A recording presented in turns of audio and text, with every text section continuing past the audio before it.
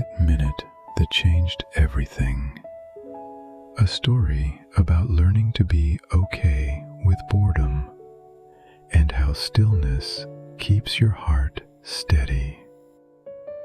It happened on a slow, sunny afternoon at home, the kind where the light comes through the window in soft gold, and the air feels quiet enough to hear your own thoughts.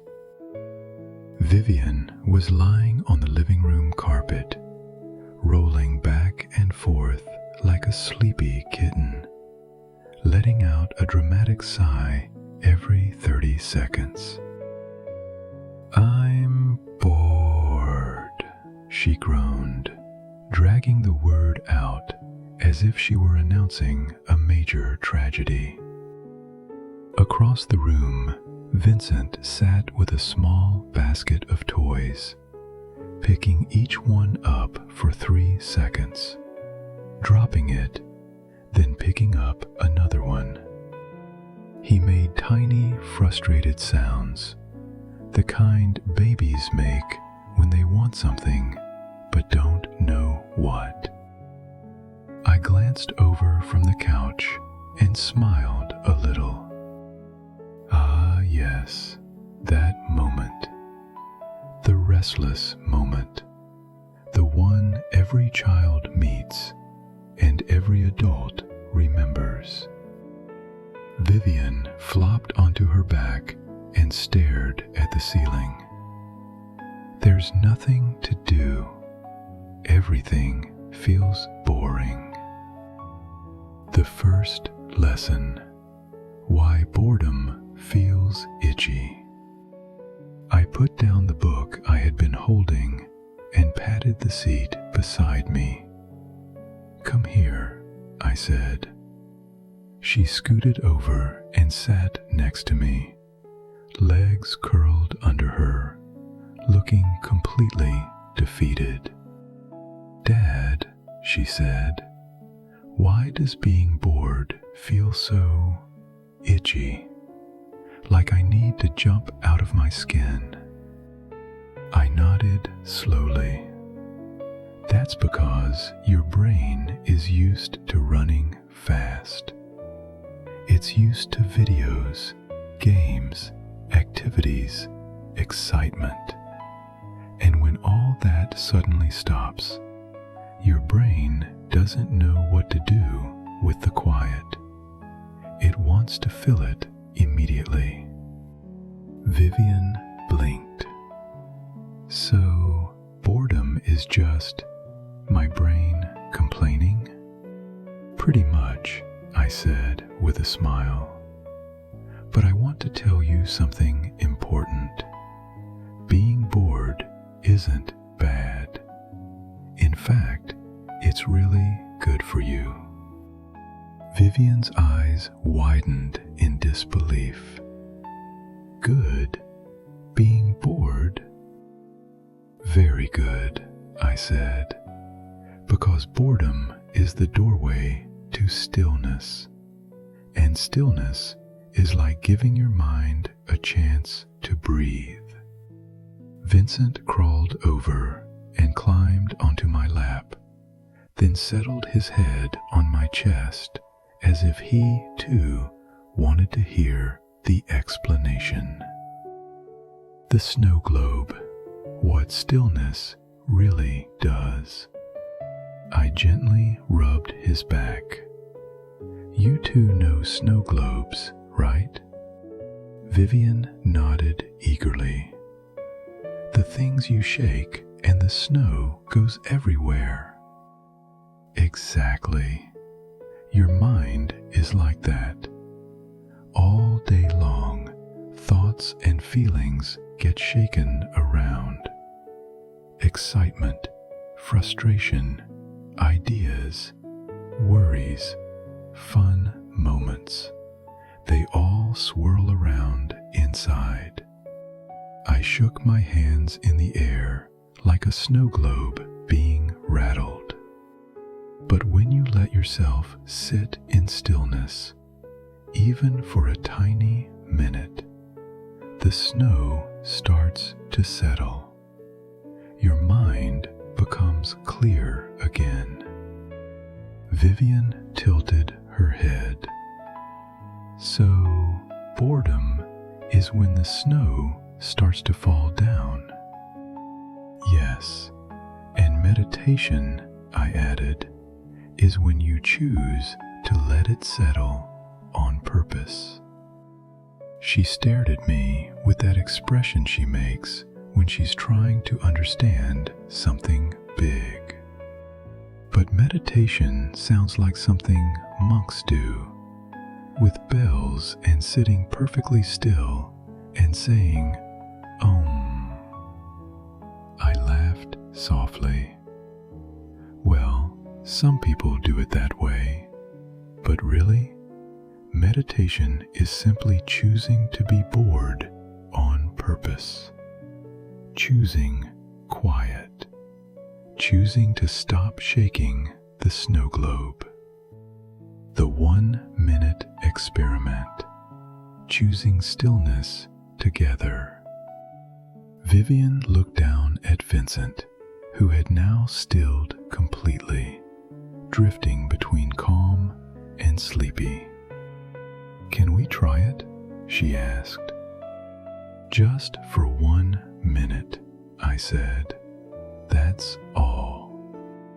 Vivian nodded seriously, like she was preparing for an important mission.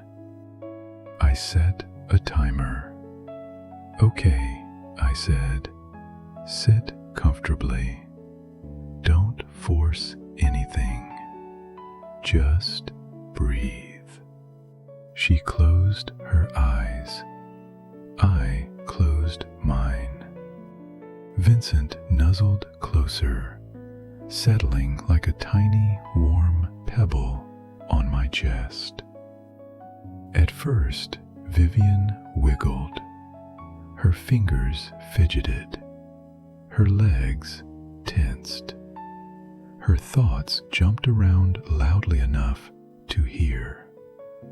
She whispered, Dad, this is so boring. That's okay, I whispered back. Just notice it. Keep breathing. 10 seconds passed. 20. 30.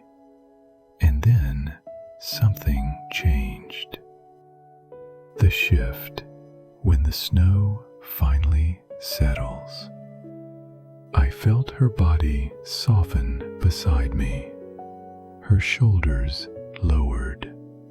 Her breath slowed. The restless energy melted away like ice under the sun.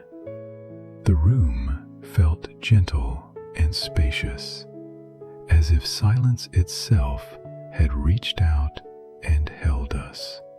When the timer beeped, Vivian opened her eyes slowly. Her expression surprised me. She looked peaceful, like a lake without ripples. Dad, she whispered. I liked that. I smiled. I know. It felt like my brain got quiet, like I could hear myself thinking, but also not thinking. I don't know how to explain it. You explained it perfectly, I said. That's what stillness feels like. A new kind of strength, learning to enjoy quiet. She rested her head on my arm. So boredom isn't something I should run away from? No, I said gently. Sometimes being bored means your mind is asking to rest. And when you choose to sit in the quiet, when you choose stillness, you become stronger inside. So meditation is like practicing being okay with quiet? Yes, and practicing listening to your own heart. Vivian smiled softly, an honest smile, shaped like calm. Vincent let out a tiny sigh in his sleep, his own snow globe completely settled. I wrapped my arms around both of them. Whenever you feel restless, I said, or overwhelmed, or like nothing is interesting, try a quiet minute. Let the snow settle. Let yourself be bored on purpose. You'll always come back feeling clearer. Vivian nodded, a small spark of confidence in her eyes. I think I want to do that every day, she said. Me too, I whispered. And whenever the house grows noisy, or the world feels too fast, or boredom creeps in like an itchy little monster, we pause, sit, breathe, and we let the snow gently fall until everything inside us feels steady again. Reflection. Stillness can feel uncomfortable at first, but it often reveals a quiet strength inside. Choosing to pause allows the mind to settle and breathe. Moments of boredom can become moments of clarity when approached with patience. Practicing calm helps the heart stay steady, even when life moves quickly. A quiet minute can become a powerful tool for feeling grounded. Questions to ask yourself. 1. What does boredom usually feel like to you? 2. When was the last time you tried sitting still on purpose? 3. What thoughts swirl in your mind when everything gets quiet? 4. How do you feel after taking even 1 minute to breathe slowly? 5.